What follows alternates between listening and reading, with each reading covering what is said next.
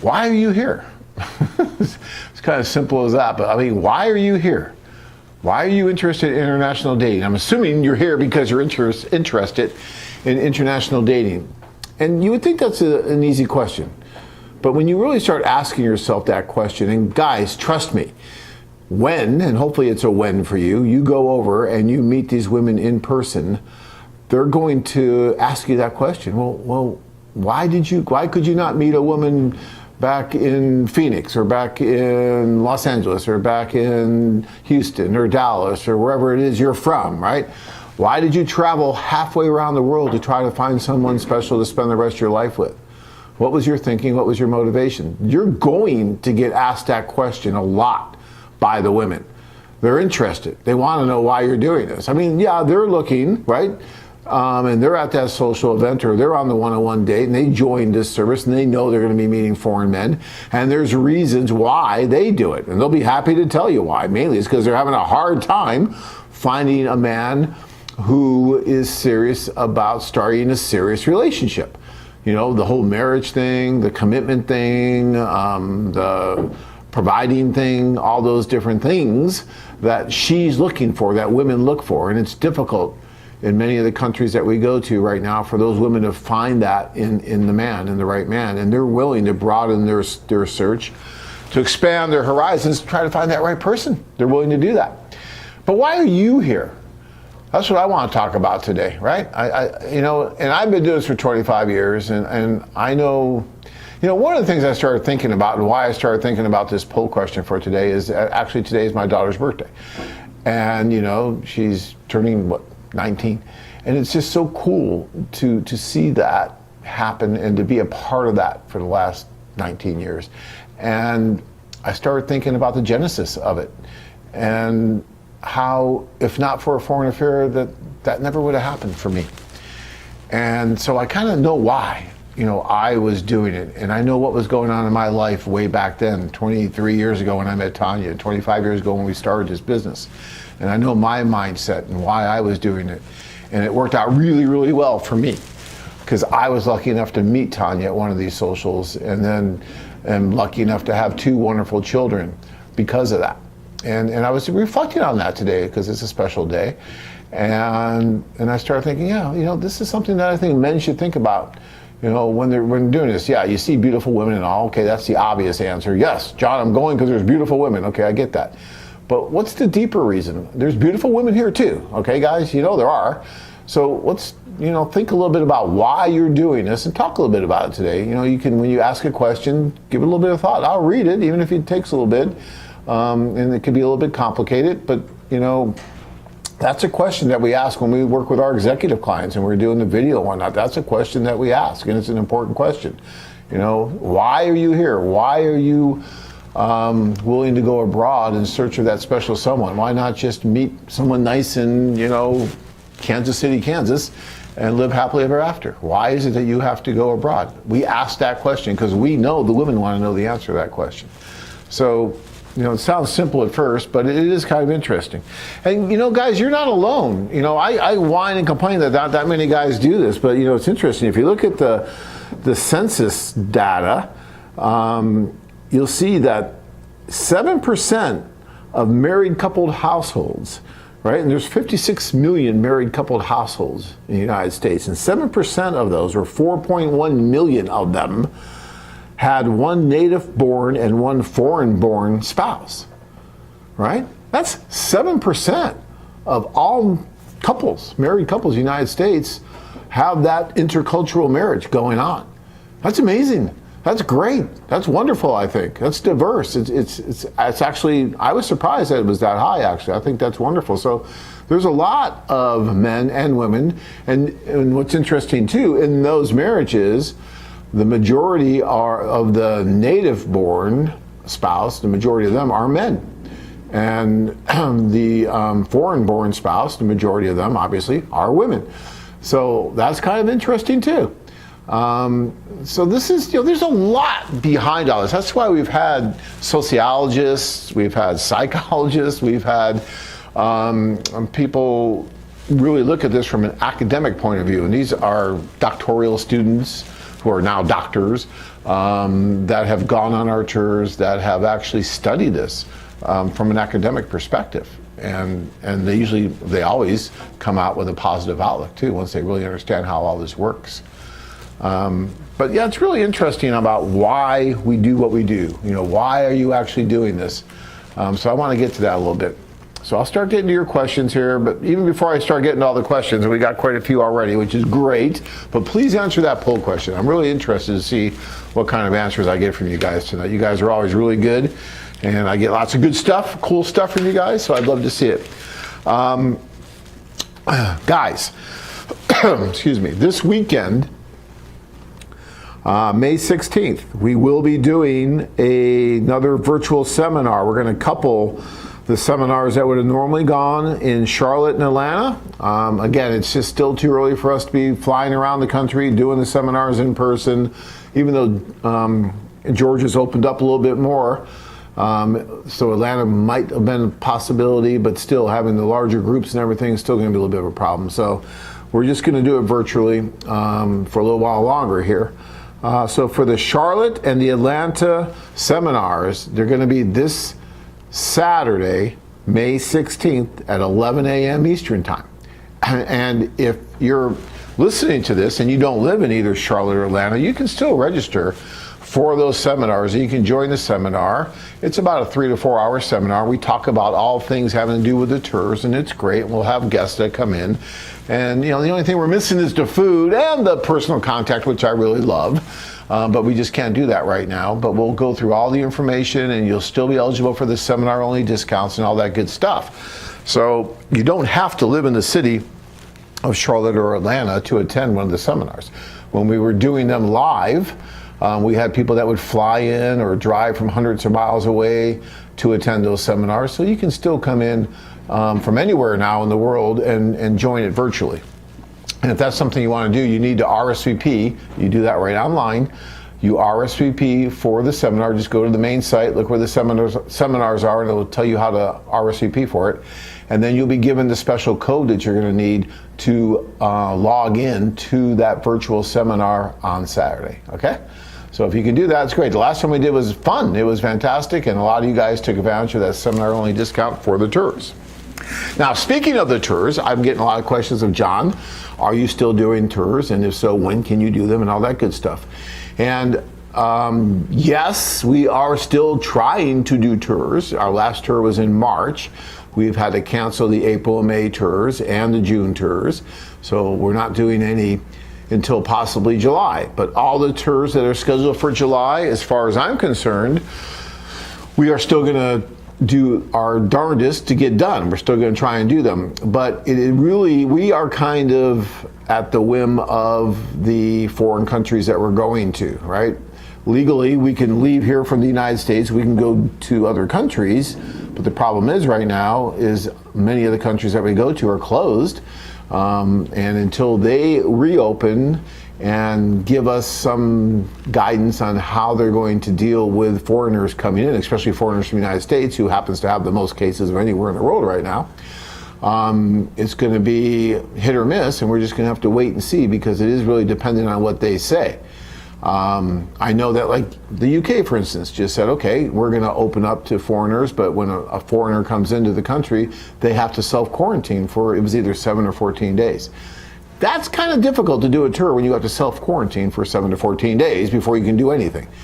So, we're going to have to deal with all of the details and the procedures and the requirements that these foreign countries, whether it's Colombia, whether it's the Ukraine, whether it's China, whoever it is, will impose. And I think they will impose some of these things when they finally do open. I don't think it's just going to, like I've been saying for the last 2 months, I don't think it's going to be a flip of a switch and we're just back to normal. I just don't see it happening that way.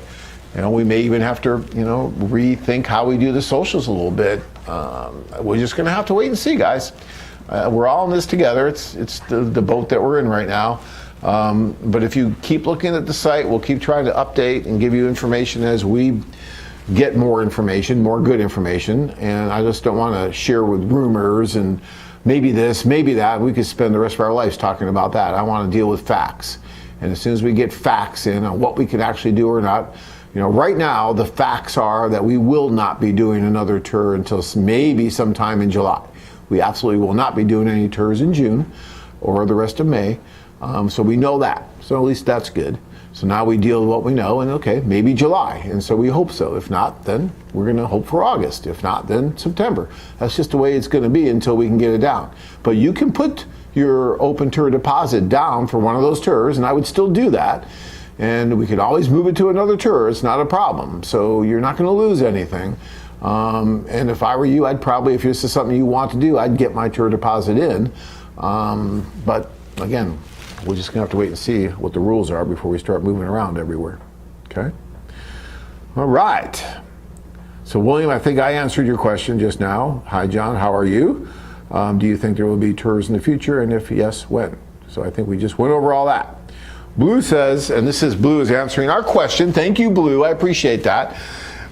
He says, I've had zero luck with domestic dating. Thought I'd try international. I had a great time and want to do more traveling. So you went over, you tried it, and you enjoyed it. Okay, see what Blue said right there, guys? Think about that. It's really, really important what he just said there. That's huge. He wasn't having a whole lot of luck with domestic dating here. He went over, thought he'd just give it a try, and he had a great time. And he wants to do more traveling. What did that do when he went on the tour? Obviously he didn't meet the woman of his dreams, right? He's not married because he's going back again. He wants to try more. But he's saying he had a great time. Oh my God, how could that happen, right? Well, because it's a great social experience. It's not just about getting married. It's also about having a great time, about broadening your scope, broadening your horizons. You're going to, when you go over and you see the opportunity that is there, even if the stars don't align and you don't find Miss Right on that one particular tour, that's okay. Because when you come back, your whole mindset has totally changed. And all of a sudden you know, hey, this is a pretty cool thing. This is an amazing opportunity. I know what's out there now. The secret's out, right? And I could go over and I can experience this. And this is something that I never knew existed until, AFA opened my eyes to this opportunity. And I've had guys that have gone over many, many times. And people say, oh, well, John, see, it doesn't work because they've gone over. No, it does work because they're having an amazing time every time they go. They're trying to find the right person. They really are. But, marriage is a big commitment. You look at the statistics. I can tell you right here that in the United States, if you look at the divorce rates, almost 50% of all marriages in the United States will end in divorce or separation. Okay, 41% of all first marriages end in divorce. 60% of all second marriages end in divorce. 73% of all third marriages end in divorce. Okay? Think about it. A lot of the guys that go with us have been divorced, right? Maybe some of them haven't been married yet, but a lot of the guys that go with us have been divorced at least once, maybe twice. So they're up into that 60 to 73% risk range of suffering another divorce. Do you really want to just go on a tour and marry someone because you're on that tour and you feel like, oh, well, I'm here, I have to do this? No. You want to find that right person wherever that right person may be in the world. And that means you might have to take more than one trip. But that's okay, because it's a very enjoyable, very cost-effective, inexpensive way to travel. And so you're having a lot of fun in the process of trying to find that right woman.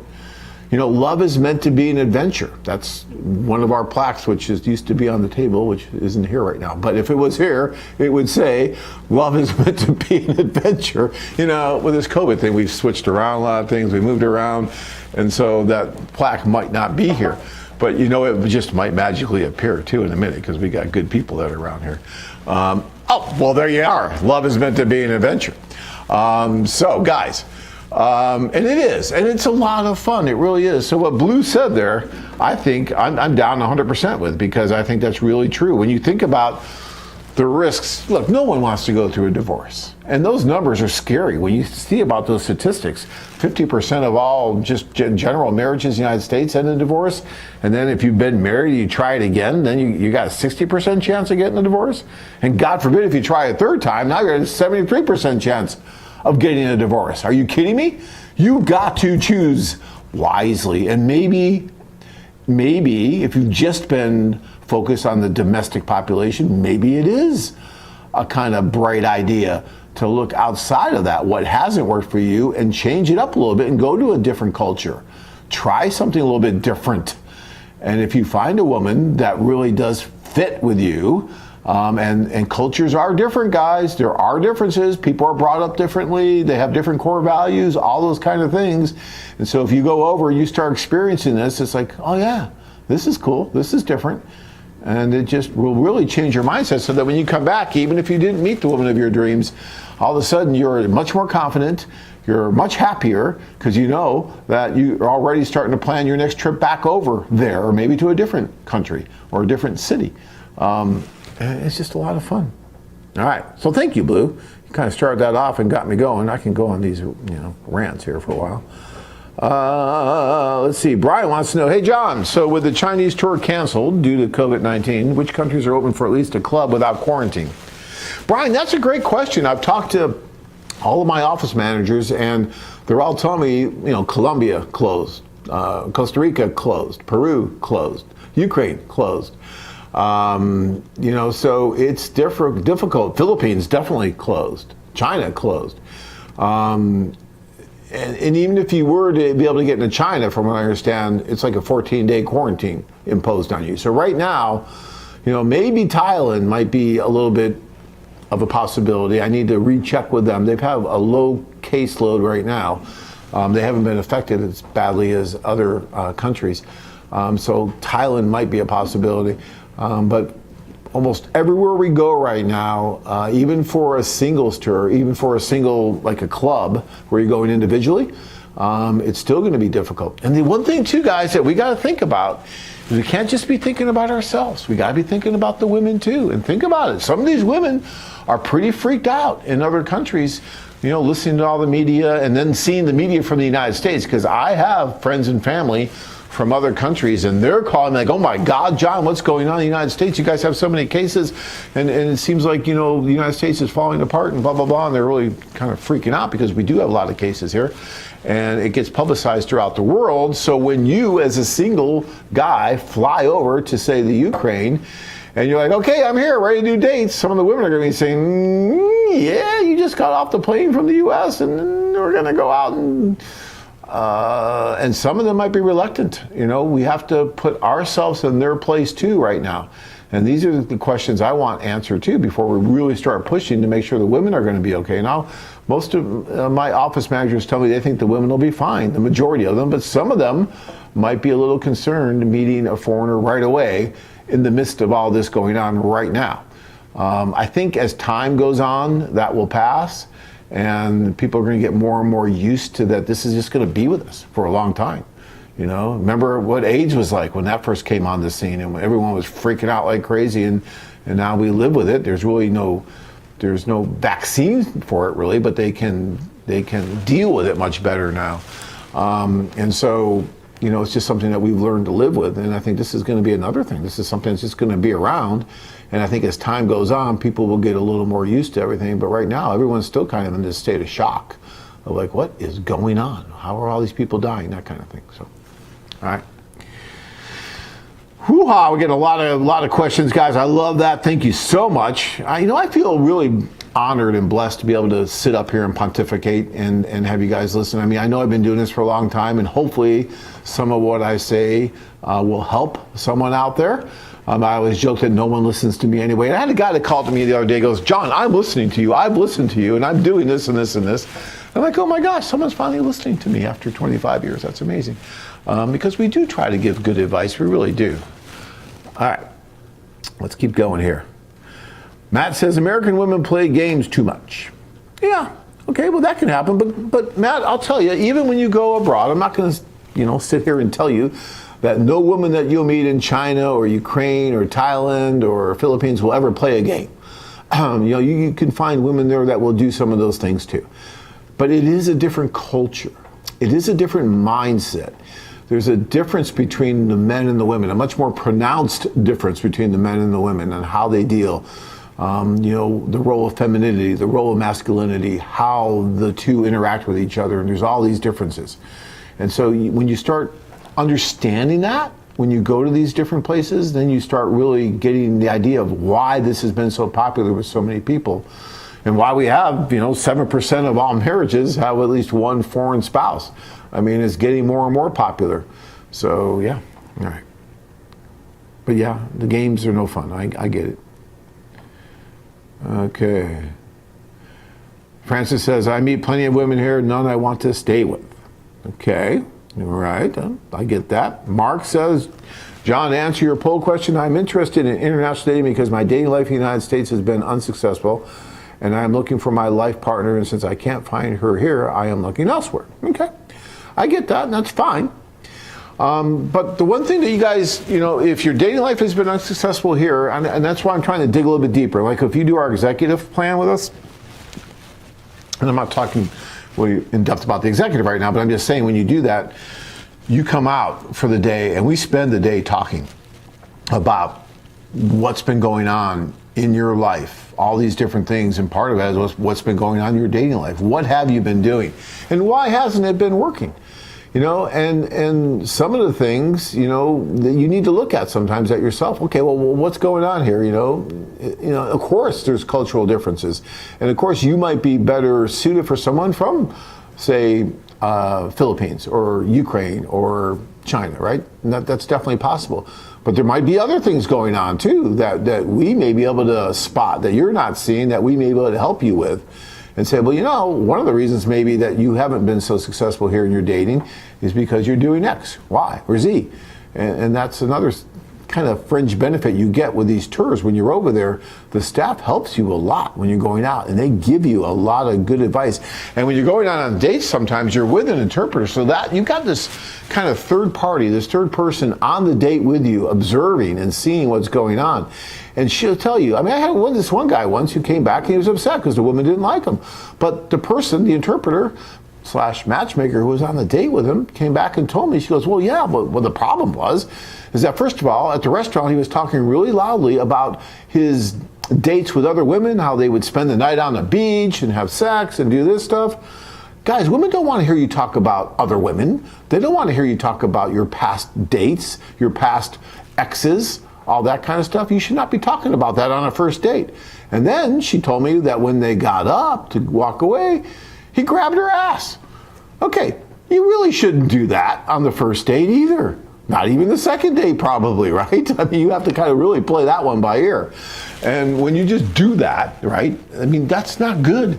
And the woman was put off by it and did not want to go out again. And he couldn't understand why. And then I was explaining that to him. And then he got upset with me. But, we're going to tell you what we hear and what we feel can help you. Now, if you want to get upset with us when we tell you that, that's your prerogative, right? You're a grown guy. But at least you have someone telling you that. You just don't have a bunch of yes men that will tell you whatever you want to hear. Our staff will tell you, and they'll be pretty direct sometimes. I've had clients who walked into a social that I've had to pull them out of the social. I'm like, dude, you need a bath or a shower or something, and you can't wear the Hawaiian shirt and flip-flops and shorts to the social. It's just not going to fly with these women. They put a lot of time and effort to make themselves look good, and you walk in like you're going to a beach, at a very nice kind of formal event that we're doing in the Ukraine. Doesn't work. Maybe it's some of the socials that we do in like Colombia, Cartagena, where it's really hot. You might, but even then you're not really getting away with that. But especially not there in Ukraine. So, and actually he was thankful for it, the advice, and he actually did go back, took a shower, cleaned himself up, and he looked good. Came back and he did well, right? Lost a half hour, 45 minutes of the time, but he was ready for the next social, and he didn't, come like that again.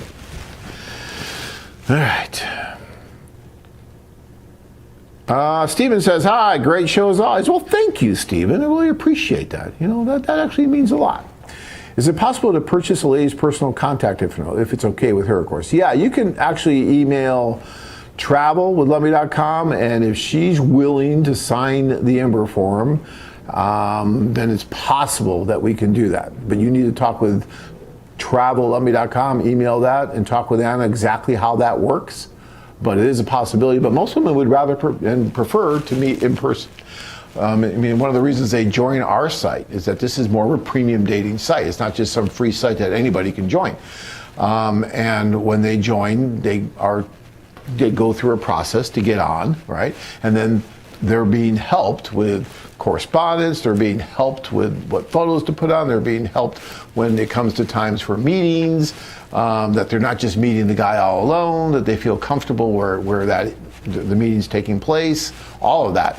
And so it's a much different environment than just a regular website where, you know, people are exchanging photos of the anatomy and all that kind of stuff, which most women don't want to see anyway, and they're kind of protected from all that with us. So, all right, let's see here. Blue says, yeah, when you're getting close to 60, women of quality are looking for younger guys, and I'm looking for someone within 10 years of me.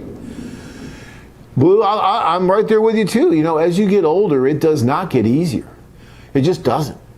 And that's why I just harp on guys who keep telling me, oh, yeah, John, I've been looking at you for 20 years. I've been looking at you for 25 years. I've been looking at you for 15 years.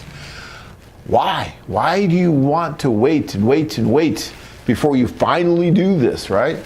And, you know, if you're 60 and you're looking for someone who's 50, you're right. The 50-year-old women, you know, it's a little bit tougher here. But what's funny is when you go to some of the other cultures, they actually want the man to be 10 years older. It's easier because even at that age, even when they're 50, they view other 50-year-old men as just still being too immature, right? And they want someone who's going to be 10, 15, even 20 years older because they view him as being more mature, more loyal, more secure, all those things.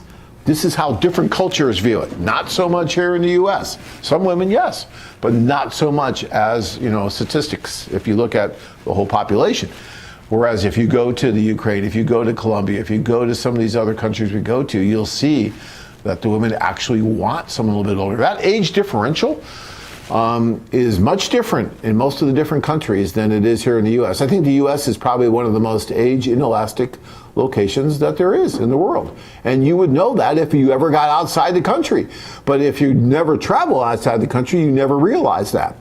But if you go to someplace like the Philippines, which is probably one of the most age inelastic places that we go to, meaning that you could have a much larger age difference there, much easier. The women are much more open to a larger age difference there for many reasons.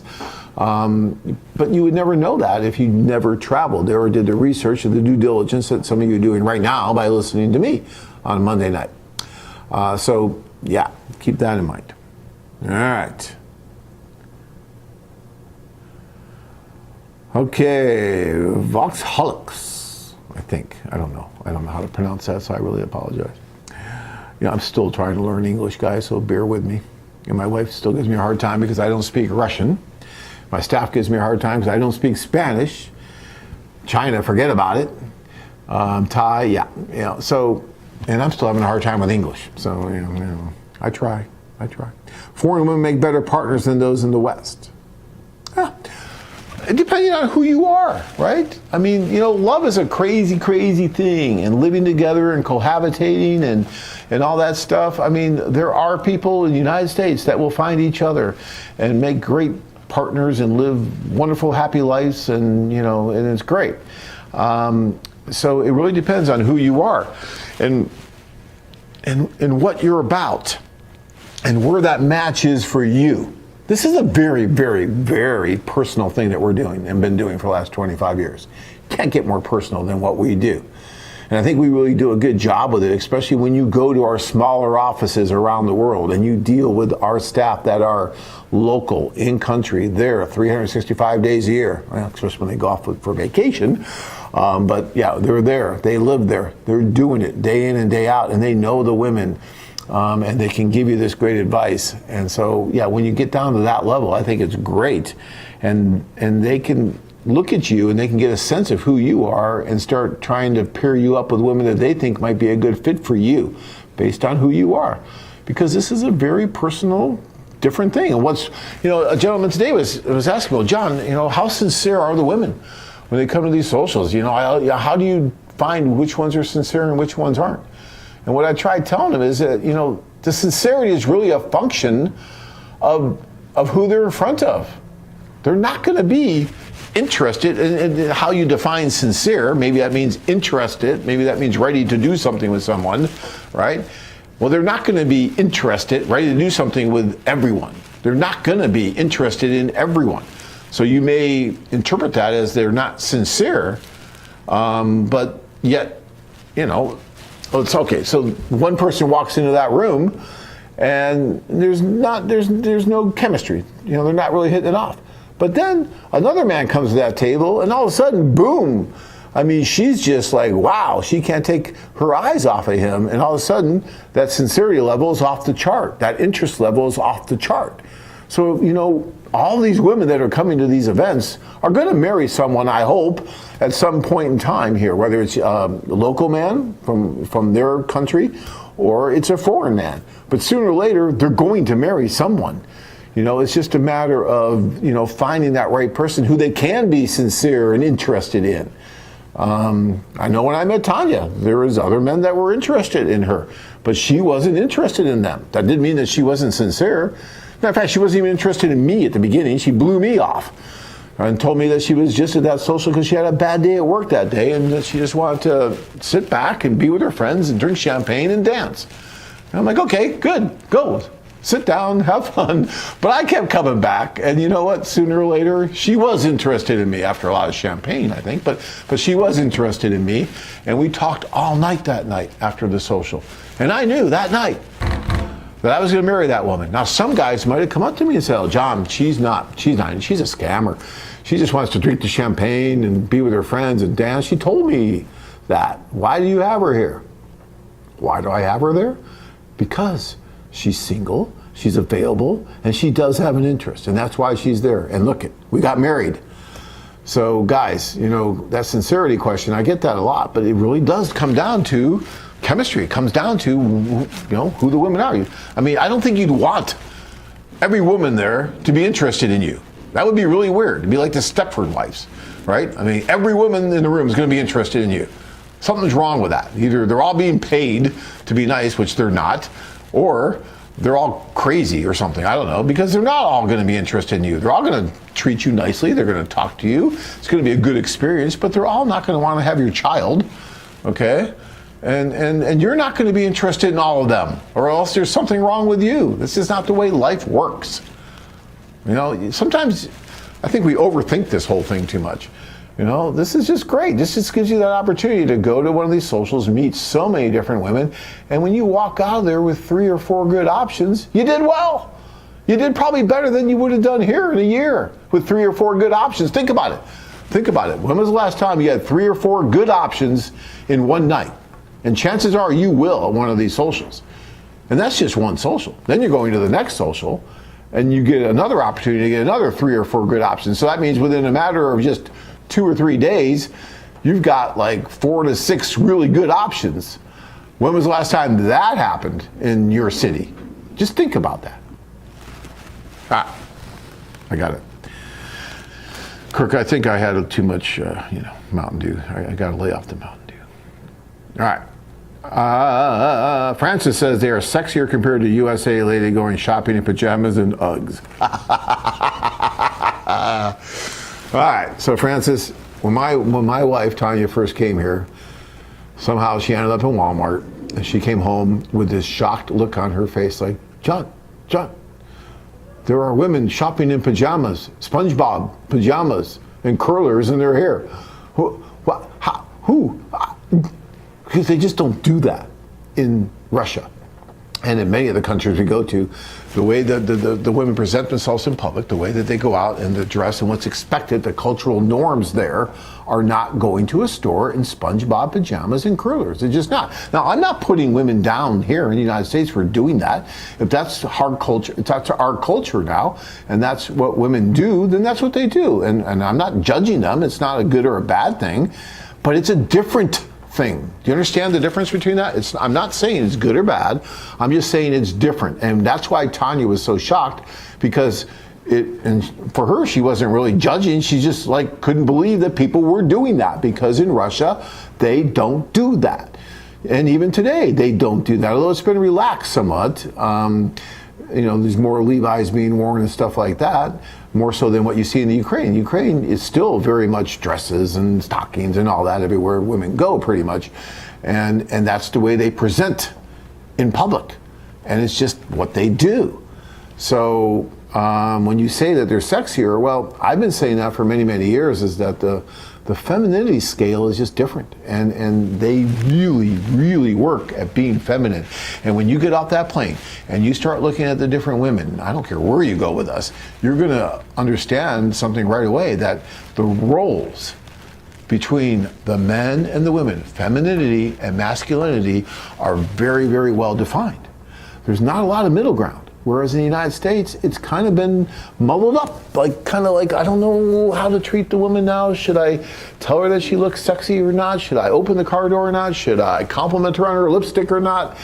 And you really have to think twice, especially in a workplace environment, if you're willing to risk it to do something like that. Whereas when you go over there and you walk down the street, or you're out on a date, there is no question in your mind you open that door for that woman, because she's a woman and she wants to be a woman and she wants you to be the man and treat her like a man. It's very interesting. It really is. And that's why we've had sociologists and psychologists go with us on these tours, because it is very interesting. All right. Oh, we got Dell out there. Shout out to Dell. He's been with us before. That's great. Hey, John, it's me, Dell from Phoenix. Happy birthday to your daughter. Oh, thank you, Dell. That's really, really nice. You are correct 100%. Well, no one ever tells me that, especially not my wife anymore, but just kidding, Tanya. My 2018 Cartagena, Colombia tour consisted of a few women who asked me, why do I like Colombian women? My answer is simple. I like the culture, the food and family values that most Colombian women possess. Cool, Dell. Yeah, Dell did great. There, you're seeing him now in the video here. He went down with us. He had an amazing time, met wonderful women, and he's telling you that what I'm telling you is they're going to ask you guys, why are you here? Especially for those of you who are 50 or older and have never been married. You guys are really going to be under the microscope. And they're going to ask you, oh, wait a minute. You're 52, 53, 60, whatever it is. You're over 50. You've never been married. You're coming over here. What's really going on here? They're going to ask you it just like that, pretty much. And you gotta be ready to answer. And look, there's a lot of good answers to that. There's a lot of good reasons to that. Although I will tell you that there was a study done here that said that if you are 50 years or older in the United States and have never been married, the chances of you getting married are less than 1%. And I thought that was really interesting. I thought, wow, that's a little depressing if you're over 50 and still want to get married and you've never been married. But maybe, I started thinking, if you're over 50 and never been married, you just really didn't want to be married. Like my sister, for instance, she's wonderful and she's in her 60s and she just never really wanted to be married. So she never got married. And she's very, very happy doing what she's doing. And yeah, that's fine. Some people are like that. But if you maybe did, or maybe you were just a workaholic and worked your butt off for the first 30 years of your, once you got going, 30, 40 years, you just worked your butt off. And now, all of a sudden, you realize that, hey, I got all this material success, but emotionally, I'm a mess. I have no one to share it with.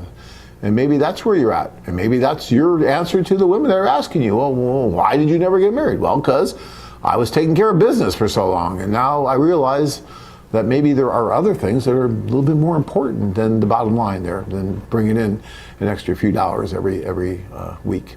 Yeah. But thank you, Dell. Dell's such a sweetheart. Great guy, great guy.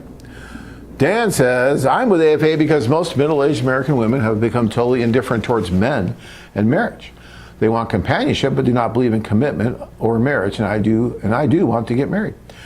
Dan, that's a really good, I think, insightful and interesting response, because I hear that from a lot of guys. And if you start looking at the statistics here in the United States, they start to bear you out. This is the first time in our country's history where we've had more single households than married households. Never happened before. It's happening now. People are waiting much later to get married as well. And women who are in their, say mid-30s to mid-40s and early 50s even are often into the career world, and they've got their own career. They're making money. They're doing stuff, and it's just a little bit different for them. And again, I'm not judging. There's no judgment here at all. I'm just saying these are the facts. This is what's going on, and you're voicing it, and you see it, you're living it. And when you go to different cultures, there's more emphasis, there's more value sometimes placed on family, placed on commitment, placed on marriage. You're getting that much more than what you're seeing here. But again, if you never leave here, how will you know it? How will you really understand? You're listening to me, and a lot of you, unfortunately, listen to me or others from AFA that talk about this, or even our clients that have gone over, or you watch the videos and you say, oh, that can't be true. That's just too good to be true. Oh, they're just wanting me to spend that couple $1,000 or a few $1,000s to go over there. That's all they care about. That's just ridiculous. We've been doing this for 25 years. Whether you go or not doesn't really matter. We're still here. We're still doing it because a lot of guys that do understand the value of it will go. So all you're doing is cheating yourself of the knowledge of what's really over there if you'll never give yourself that opportunity to go and explore it. You know, I could sit here every Monday night for the rest of my life, however many years that is from now, and keep talking about this. And, you know, you can keep thinking about it, but every day you're getting older.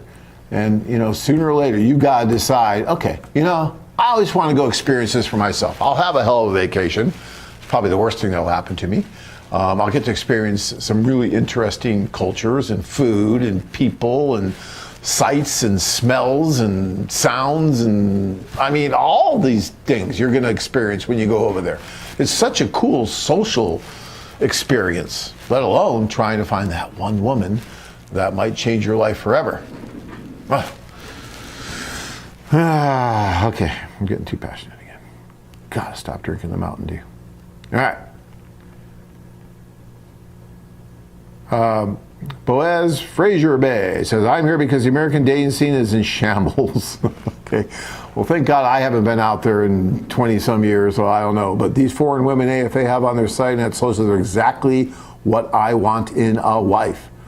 Well, I couldn't agree with you more because I married one from a social. So she was exactly what I wanted in a wife. And yes, I was dating here in the States. And, you know, I never really had much of a problem dating. I could date. I've always dated. I've really very rarely, it's probably a weakness of mine, but I very rarely since I was probably 16 or 15, whatever, had been kind of single and whatever that means. You know, I was always kind of a girlfriend here or something like that going on. But when I went overseas, it was like, wow, than just the looks. And I think a lot of women are like that. You know, I've had women come up to me and say, John, I don't want a man who's prettier than I am. Because some of the guys, you know, they're just pumping iron, building up and showing their pictures without their shirts and stuff and all the muscle man stuff and everything like that. That's not what really turns on these women. What turns on these women, if you look at their profiles, if you read what they're looking for, it's not, you know, an Adonis. It's not Brad Pitt looks. It's more of, first thing they usually say is clever. They want an intelligent man. They want someone who's got something on the ball, someone who can lead the family, someone who can make decisions, someone who they can feel safe with. Those are the things that are important to many of these women. It's not all about just material things, and it's not all about just looks with many of these women. Now, sure, you can find gold diggers, you can find those kind of women anywhere, right? But for the most part, these women are just looking for a nice man to settle down with, build a family with, do that kind of thing. So what Sly says there, okay, you know, I think it's a little exaggerated, but I agree to a point because Tanya married me, and I don't think it was the looks. I mean, you know, all right.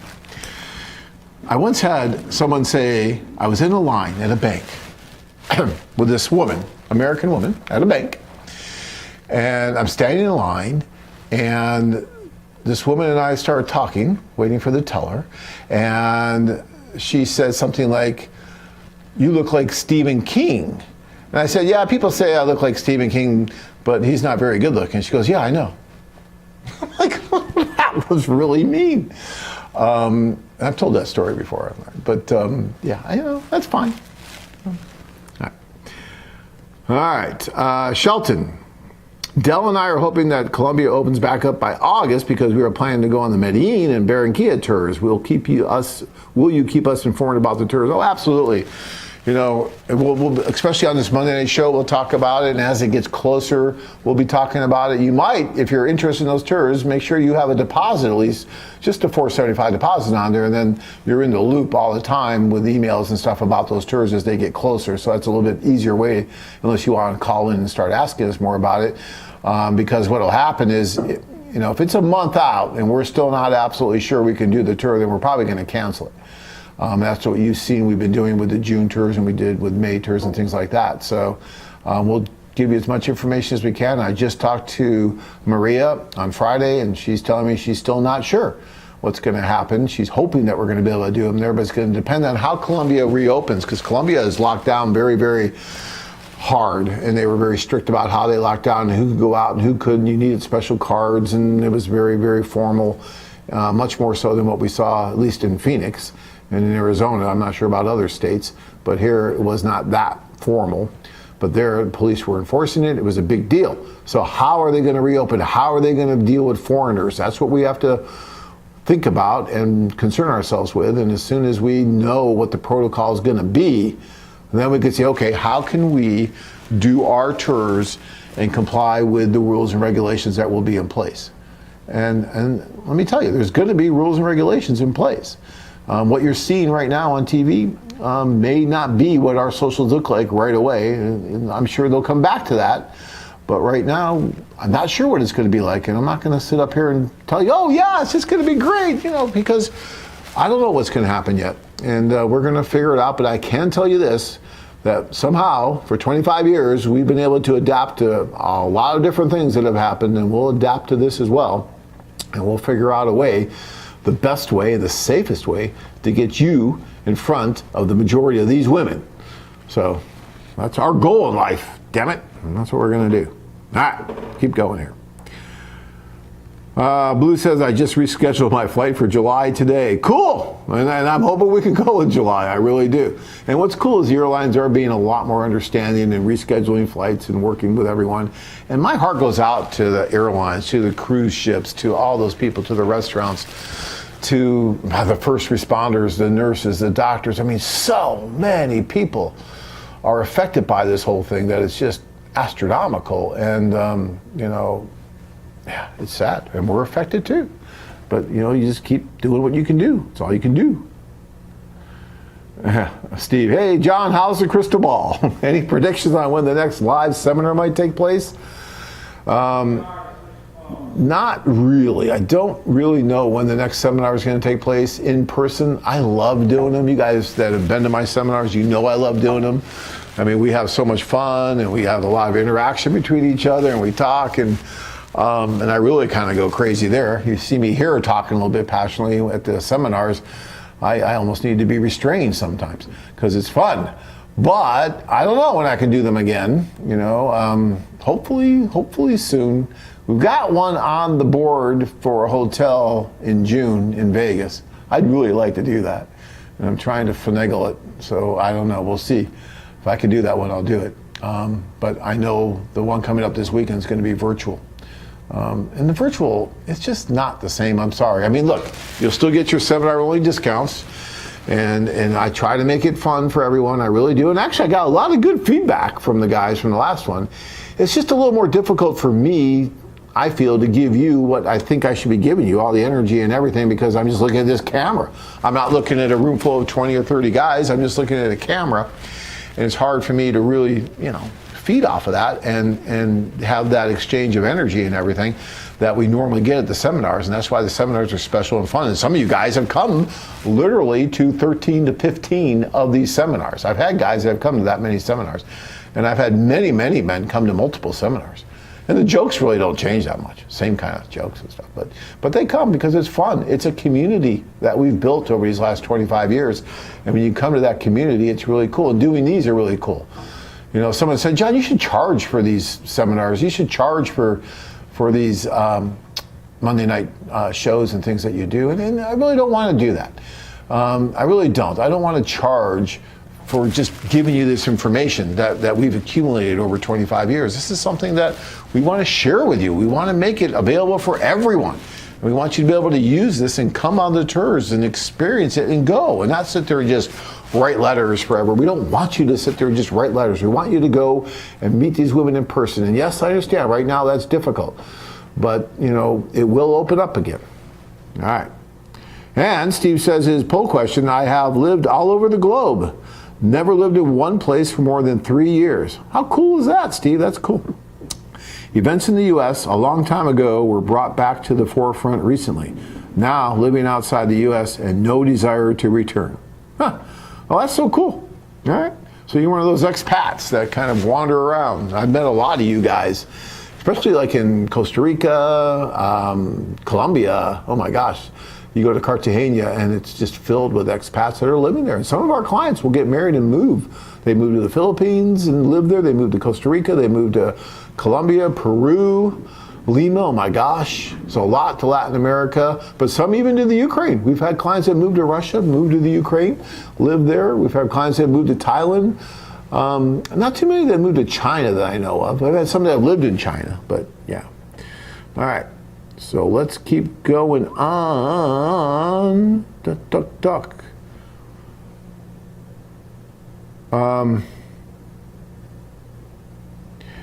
Ryan says, when I do one of your tours, I date more in 1 week than I do in 10 years here in the U.S. You know, I used to say 5 years. I used to say, you know, when you do one of our tours, you'll probably go on more dates, meet more women, more possible quality candidates, you know, in one of our tours than you did in the last 5 years. But I always like to undersell everything that we do. I really do. You know, the last thing I want to do is oversell anything. And if you're saying it was 10 years, then great. It was 10 years. But you will have opportunity. That is something that we do. Is every woman going to want to have your child like we talked about earlier? No, of course not. Nor should they. But you will have the opportunity to find those women that you feel that you have that mutual chemistry with, right? And then you go from there. And it's so much fun, guys. It's just such an amazing experience. I don't know why Trump has not mandated that every single male in the United States must go on an AFA singles tour, at least once in his life. I mean, look who he married. I really think that he should mandate that one of these days. I mean, come on, we're doing all this stimulus money. We're giving out all these checks to everybody. Let's just put a little bit towards an AFA fund, and we send all the single guys over there. Yeah, I don't think they're going to do that. I think that would be wonderful if they did that, but I don't think they're going to do that. Okay. Thank you, Ryan, for that. I appreciate that. Patrick. Hi, John. I found my wife from the Philippines when doing a club tour. The best thing in my life, from Patrick. Thank you, Patrick. Woo-hoo. Congratulations, sir. I think that's wonderful, and it's great that you did that. It's funny, Patrick, one of the best complaints, I tell this a lot, but one of the best complaints that I ever had from a tour is a guy who came up to me at the end of the tour and he said, John, the biggest complaint I have about this tour is that it worked and I can't do it again. Because the tours themselves are kind of intoxicating. They're fun. They're enjoyable. They're exciting. There's something like you've never, ever experienced. But the only thing better than the tour is meeting that one special lady, that one special woman that you want to settle down with, that you want to be with for the rest of your life. And I love it when that happens. Yes, we're losing a tour client. I get that. I understand that. But you know what? We're gaining a wonderful success story and someone who will spread the word to his friends and say, hey, look, this is an option. It worked for me. It could work for you. All right.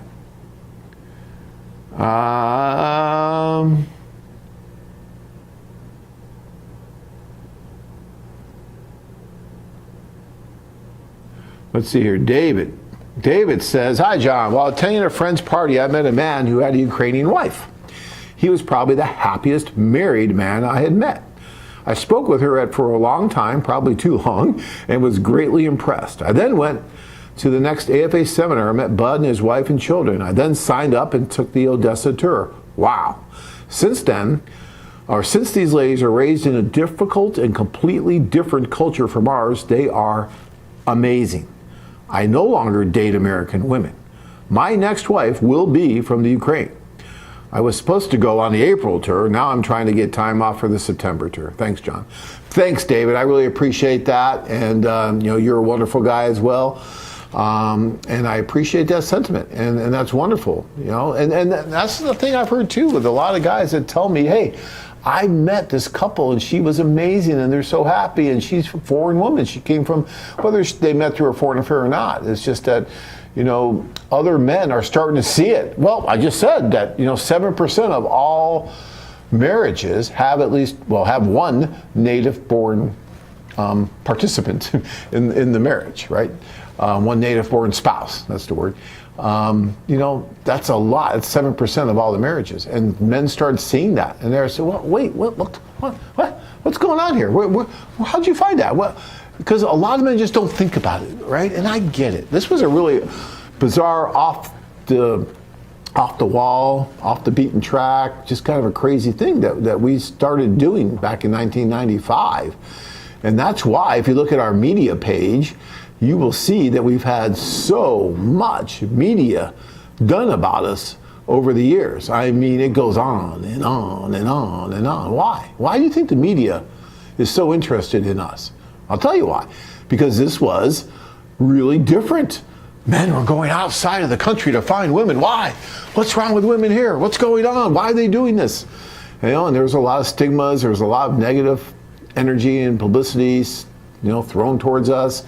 But then over the years, when all this light got shed on it and the media started doing all their stories and their investigative journalism with, Nightline, as you can see there, and all that, and they started seeing, oh, well, wait, this is kind of normal. This is just people going over trying to meet. Not so crazy, right? So, yeah. All right. But thank you, David. I really appreciate that. Okay, Chuck wants to know, how do women from the Ukraine adapt to life in the U.S.? How soon after they arrive can they start to work and do most fine work after getting married and moving to the U.S.? And his poll question is, because it seems rich guys in the U.S. often choose a spouse from outside the country. For example, George Clooney and the president. So if it's good enough for those rich guys, it's good enough for you. I like that, Chuck. That's interesting thinking. Might be something to that. Okay, I can get that. I like that. I've never heard that one before. I knew, something told me this was going to be a really good poll question tonight. And it has been, because you guys are coming up with some really interesting, insightful observations, which I really like. How do women from the Ukraine adapt to life in the U.S.? Quite well, thank you. I know many that have come here and done very well. The one thing you got to remember, when many of these women were in the Ukraine, they had to survive. I mean, they're working hard. Economics over there, the economy over there is not so great. And so they're working really, really hard, maybe 2-3 jobs, and just dealing with the Ukraine, which is like this huge bureaucracy, and getting anything done is difficult, and it's just the Ukraine, right? And so it's not so easy of a life, and they're used to working hard, getting things done. So then they come to the US or Australia or Canada, or wherever it is, and all of a sudden the infrastructure is much easier to deal with, and to get things done is much easier, and there's not, all the stupid games and stuff that goes on there. With the politics and all that, to the extent at least that it does there. And so they can get a lot of things done with the same effort that they're putting. If they continue putting in that same effort, they get so much more accomplished and so much more done. Now, I will tell you that for many of these women, still, family is important. Family is their number one primary focus for the majority of these women that I have seen, that I've been associated with. But they also want to contribute and work and do things, and I see that with many of the women too. But family will be number one still. But they'll also be able to work, and they can work right away. They really can. I wouldn't worry too much about that. They get a Social Security number actually even before they get a green card, or even when they come on the fiancé visa, and they can work. But they have to tell that they're going to work during that time. And then as soon as they get married, they can continue to work and everything. So yeah, but talk to the attorneys about it when you do the green card, or you do the fiancé visa, the K-1 visa, and figure out exactly what you have to do if she's going to be working right away. Okay? All right. Let's see here. And Sly says, maybe a guy goes over and discovers he has options. Okay, Sly, you just summed it all up. I like Sly. But you just summed it all up right there. I mean, that is what I've been talking about for all these years. Maybe a guy goes over and discovers he has options. Are you kidding me? You think? Yeah, lots and lots and lots of options. So when the guy who discovered that comes back to his life, it's not the same life. Life changed. Options changed. His mindset changed.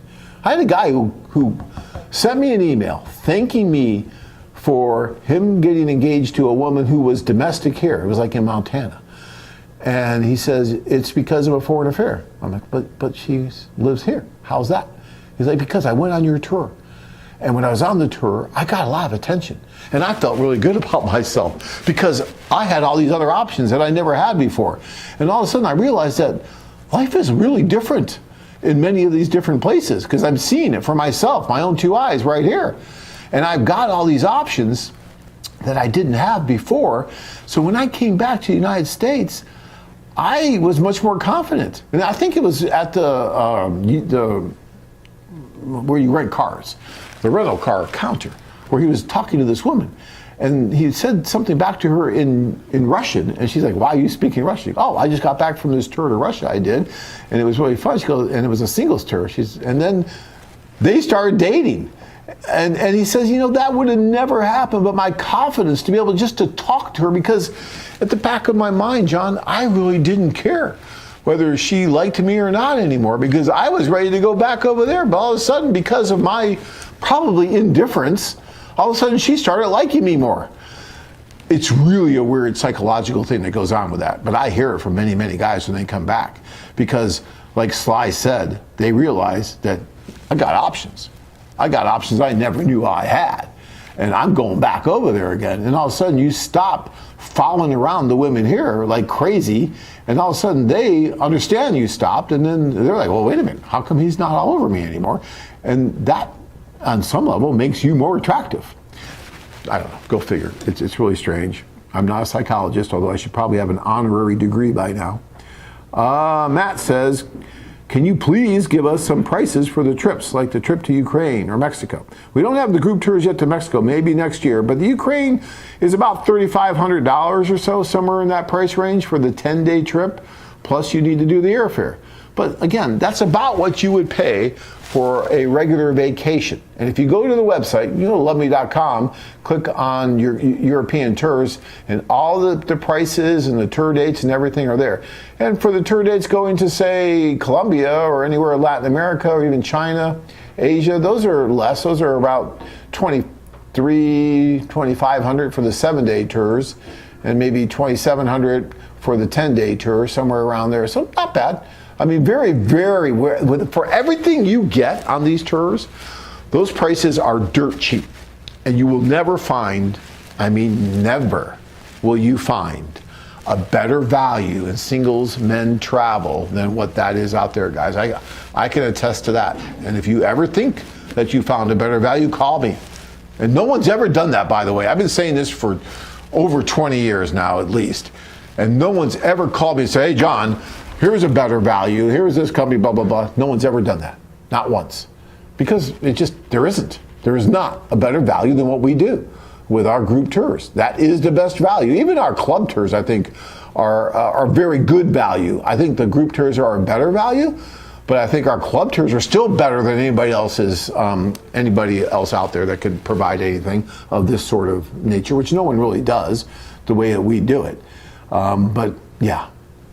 I don't think anyone's ever going to call me on that, but if you do, I'm right here. I'm easy to get a hold of. Just call me. I'd love to hear it. All right. Let's see here.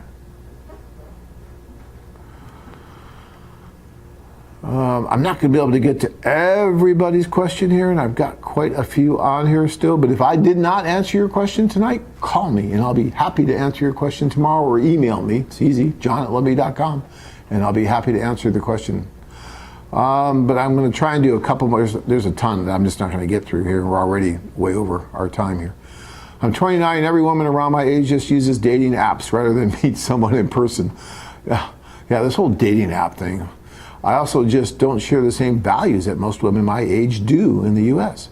And Fred, I hear that a lot, especially for some of the younger guys in their 20s and 30s. I hear that a lot, that most of the girls, the women, just want to kind of party. They want to drink all the time. They're not interested in the commitment, that kind of thing. I hear that a lot. And I think that's changed a lot from when I was in my 20s and 30s, where women really wanted more of a commitment back then. And now I think it's kind of changed. It's like the shoe's on the other foot. And I feel like there's more men that want the commitment than women. So, yeah. Size, careful now you have the purple hair mob squads protesting outside the FA Phoenix office. Yeah, well, probably wouldn't be the first time. I've been to Ukraine 10 times. Dating in Ukraine is wonderful. I met my fiance on my 7th trip. Persistence is the key. All right, Paul.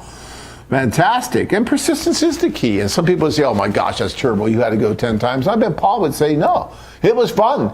It was exciting. It was a blast. It was cool. Yeah. But yeah, Paul also says, I know some guys who got engaged on their first trip. Everyone has their own sensibilities. I met Tanya. I was not, at that social, I was not ready to pop the question on my first trip. I just wasn't.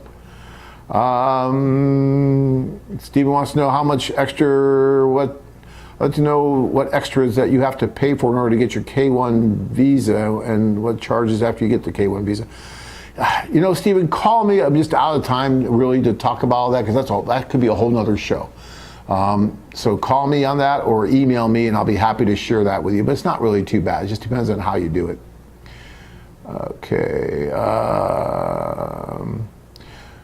Bill is saying, my 20s and 30s were really a dry time and not much dating for me. As I got older, there was a need to find my other half. Unfortunately, I settled for less than I really deserved. But after I got out of that relationship, starting over was tough. Not much out there to meet organically. Work, school, church, etc. Yeah, organically, it's tough, I know. I liked the culture of Russia, Ukraine, and it was a better place to start and more in line with my personal values. No regrets here for looking in that direction. It's fantastic, Bill. Guys, again, it's a very personal choice. This isn't for everyone. International dating is not for everyone, and everyone shouldn't do it. It's fine. But if it is something that you think, even remotely, might be right for you, then don't let fear or some other stupid excuse stop you from at least going over and seeing the options that are there, seeing what it's really all about. Because once you do, and I guarantee you, there will be good, bad, and ugly. There's no doubt about it. There will be when you go on one of the tours. There's going to be. Ask anybody who's been on a tour. They'll tell you, yeah, good, bad, and ugly. John was right. Because it's real people. And you're going to be meeting real people, going out on real dates, and you're going to have some bad dates. You are. It's not Disneyland for men. But so what? There's tons of different women there. And you're going to be meeting lots and lots of different people. And if you don't have the bad, how will you ever know the good? So you go, you do it, you play the game, you get out there, and you go through it, and it's going to be like ups and downs, but more ups than downs, I'll tell you, especially if you got a good mindset. And it's a blast, and it's a lot of fun. It's really, really enjoyable. Yeah.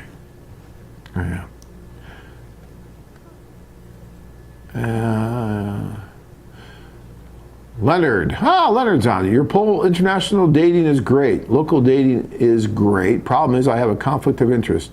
8 years in counting. Yeah. Leonard is our manager out in Thailand. Guys are getting antsy, Leonard. They want to get over to Thailand. Let's see. Yeah, I'm just not going to be able to get there. I will bring Tanya in for the show. She was on the seminar here not too long ago, but I got to bring her in studio and get the show going. We will do that. And Shelton, you're absolutely right. We used to do that too, to have the guys on a two-way video chat when we're doing the show, so that the other guys can talk about how much fun we had. That's why hey John, you need to have some of the guys who have gone on your tours on a two-way video chat so we can tell the other guys how much fun we had. I know, Sheldon, we got to do that. We used to do that, and in the seminars we do that a little bit, where we'll have some of the guys that have been with us call in and talk about it, because at the seminars, I'll tell you, we always get guys that have been on our tours that just show up. I don't know they're coming. They just show up and they start talking about their experience with us, and it's great, because they're always telling the other guys, what it was like, how they felt that first social with so many women all looking at them.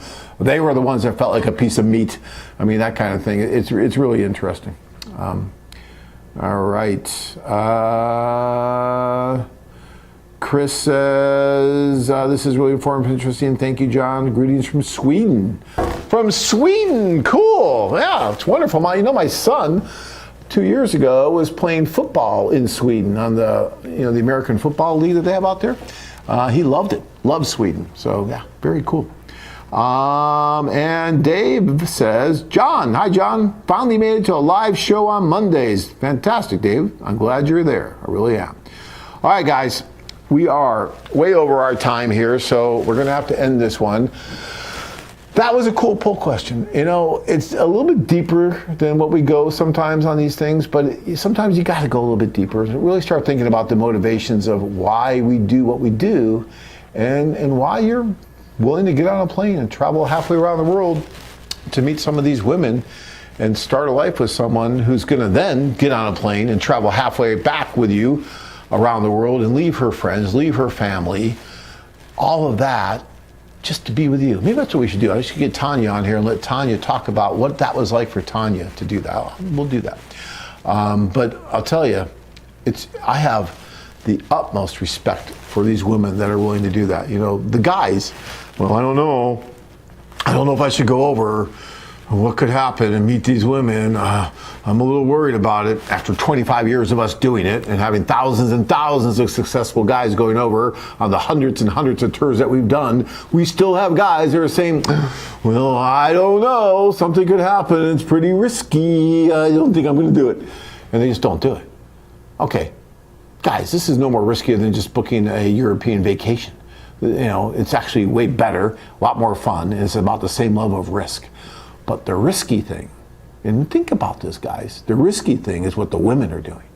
I mean, these women are coming out, they're meeting you, they're putting pretty much their lives in your hands, so to speak, a little bit, because they're willing to come halfway around the world with you and see what your life is like, and possibly, hopefully, marry you and live in your country, mostly. Sometimes men will marry and move to their country, but the majority still marry and move here. So she's got to leave her friends, her family, her life, everything that she knew, her culture, and go experience a brand new culture, make brand new friends, and depend quite a bit on you at the beginning to help her assimilate, help her get used to everything. That is the risk. That is difficult to do. Put yourself in her position and think if you could do that. That's hard. All you're doing is going over 2 weeks to meet all these wonderful women, to see where there could be a possible fit in chemistry and have a great time doing it.